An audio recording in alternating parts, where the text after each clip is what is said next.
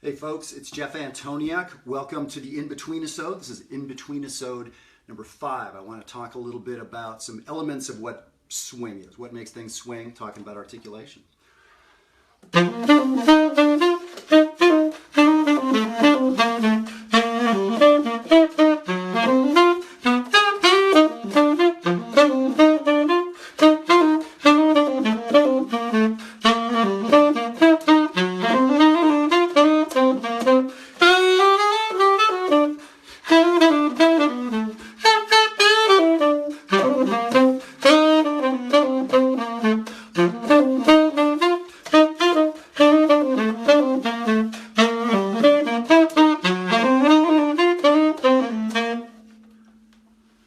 So that was Anthropology, written by the great Charlie Parker, and I want to dig into this talk about articulation. By the way, I'm holding a saxophone. This is for all instruments. This applies for all instruments, voice, everything else.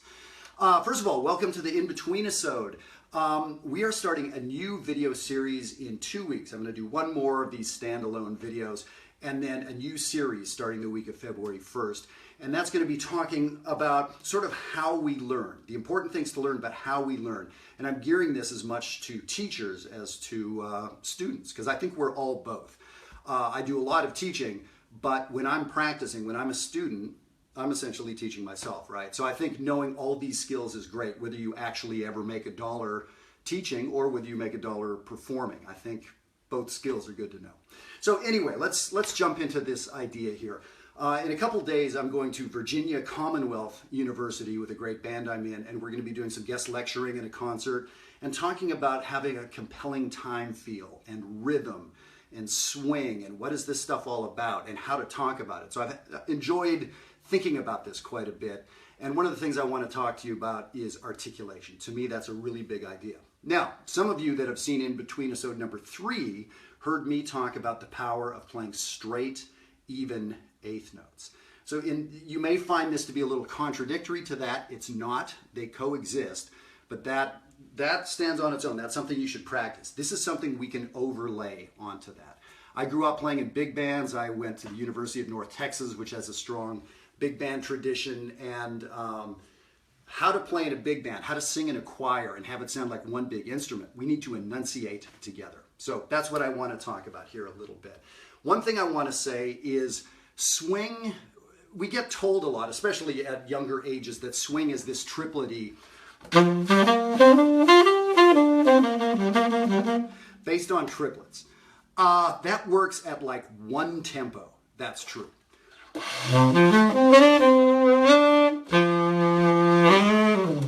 At a slower swing tempo, yeah, triplets. When I played Anthropology, there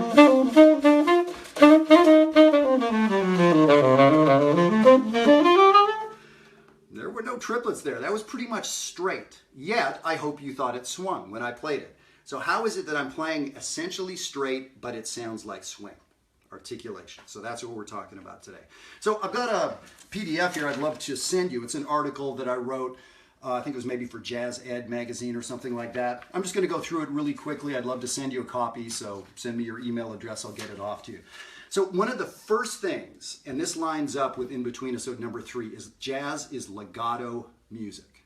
It's legato. So that may seem obvious to some people. It may seem like a strange thing to say, but it's connected. I went to my son's middle school jazz festival yesterday, and I sure heard a lot of this.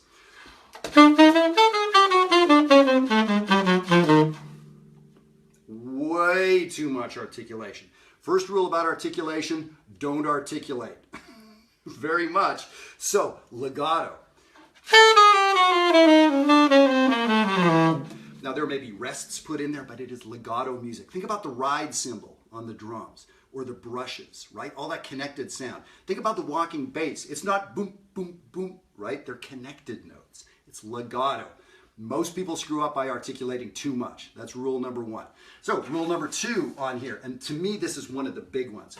And by the way, I'd be happy to send you this lead sheet I did for Anthropology. The only thing special about it is I put in too many articulations, but it's going to explain what I'm talking about. I want you to hit the high note in the line. again, this is all in the article. If you were to take any piece of music and play connect the dots with the note heads.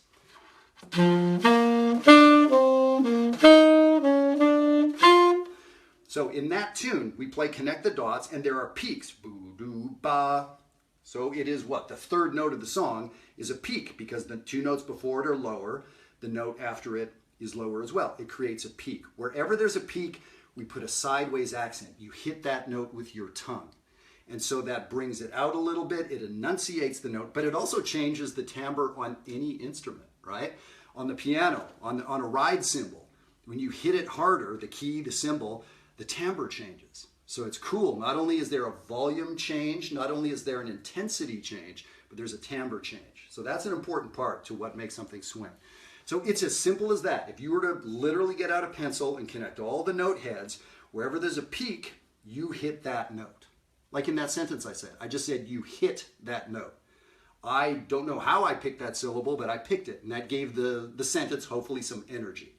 I said right there, energy, right? Where we accent in our language makes somebody more compelling to listen to, or makes that monotone, nasty thing that puts you to sleep when somebody's talking like this, right? No accents.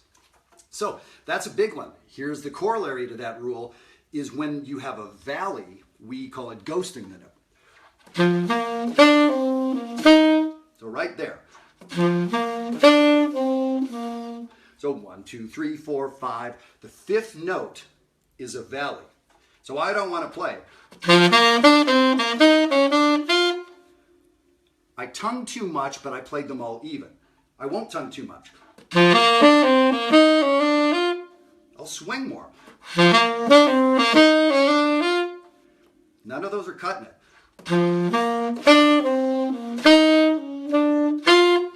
So a very dynamic airstream if we're playing a horn, right? Or tons of touch and control if you're playing, picking with your right hand, playing bass, the ride cymbal, whatever it is. So that's the hugest rule, I'd say. That's rule number 2. Number 1 is jazz's legato. Number 2, play the shape of the line. I practiced this for years, and I still practice it. Now here's the thing. You can dial it up or back, depending on the style you want. If I'm playing with this trumpet player, I know them to hit the accents a little harder, so I can dial it up. I play with somebody else who's really smooth and has a different style, so I'm able to dial it back. So this is how this stuff coexists with the even eighth notes from InBetween-isode number 3.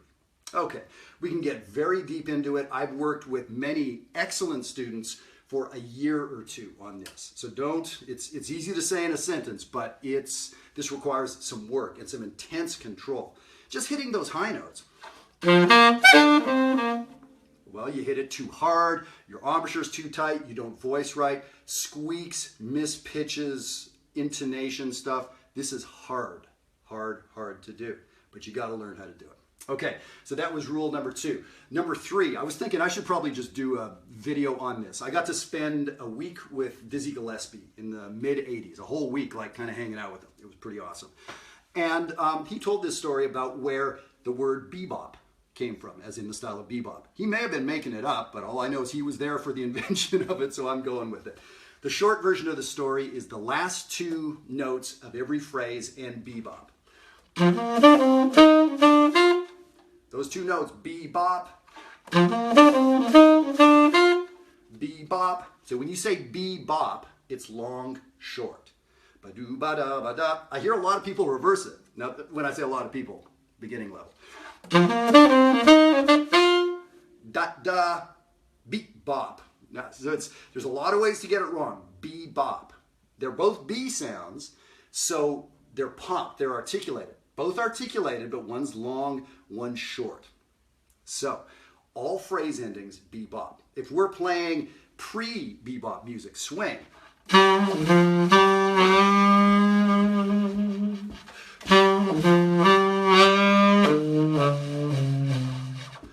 The phrase endings were much longer, tapered, more romantic sounding. So bebop had this urban, hard sound to it.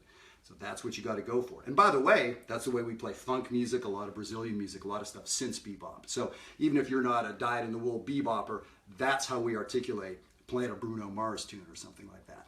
Bebop articulation. Cool. And then the last one I want to say is that it's a little bit more of a picky rule, but it's important to have in there. Offbeat quarter notes are often detached. So in this tune, there's some offbeat quarter notes, for instance, in the 5th, 6th measure.